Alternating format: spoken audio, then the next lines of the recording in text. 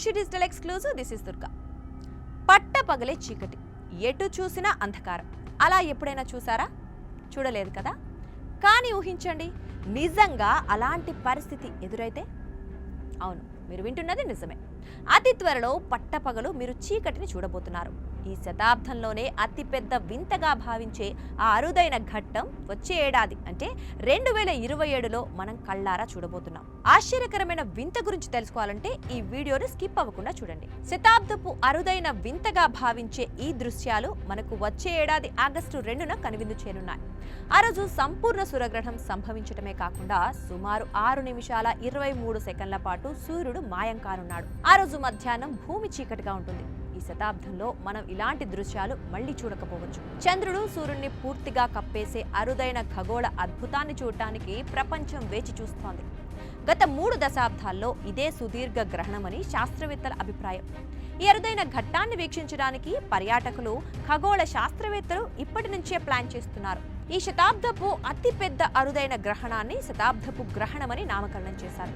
ఎందుకంటే ఈ శతాబ్దపు చివర 2100 వరకు సంపూర్ణ సూర్యగ్రహణం ఉండదు. సూర్యుడు సుమారు 6 నిమిషాల 23 సెకండ్ల పాటు పూర్తిగా అస్పష్టంగా ఉండడంతో పాటు ఆ సమయంలో భూమిపై గరిష్ట పొడవుకు దగ్గరగా ఉంటాడు. దాంతో భూమి అంధకారంలోకి మారుతుంది. 2 ఏళ్ల క్రితం 2024 ఏప్రిల్లో సంపూర్ణ సూర్యగ్రహణం చోటు చేసుకుంది. దాని వ్యవధి 4 నిమిషాల 28 సెకండ్లు మాత్రమే. అప్పట్లో ప్రత్యేక పరికరాల సాయంతో సూర్యుని ప్రకాశవంతమైన బాహ్య వలయం చూడగలిగారు. అప్పుడు చంద్రుడు, సూర్యుడు భూమి మధ్యలో వచ్చి సూర్యుడు వెలుతురు తగ్గి సంపూర్ణ సూర్యగ్రహణం సంభవించింది.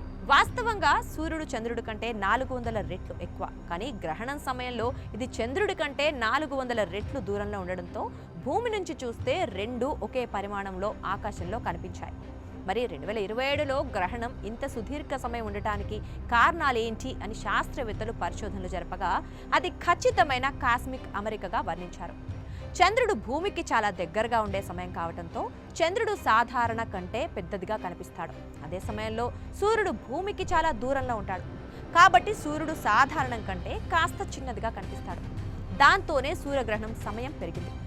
గ్రహణం సమయంలో పెద్దగా కనిపించే చంద్రుడు చిన్నదిగా కనిపించే సూర్యుడిని ఎక్కువసేపు కప్పటానికి అవకాశం ఉంది. ఆ అరుదైన సూర్యగ్రహణ ప్రయాణం Spain, Morocco, Algeria, Tunisia, Libya, Egypt, Saudi Arabia, Yemen, Somalia వంటి దేశాల గుండా వెళ్తుంది. అయితే ఈ అరుదైన ఖగోళ అద్భుతాన్ని పూర్తిగా చూసే అదృష్టం భారతీయులకు ఉండకపోవచ్చని శాస్త్రవేత్తల అభిప్రాయం. అయినా నిరాశ చెందాల్సిన అవసరం లేదని, ఇది భారతదేశంలోని చాలా ప్రాంతాల్లో పాక్షిక సూర్యగ్రహణంగా కనిపిస్తుందని చెప్పారు.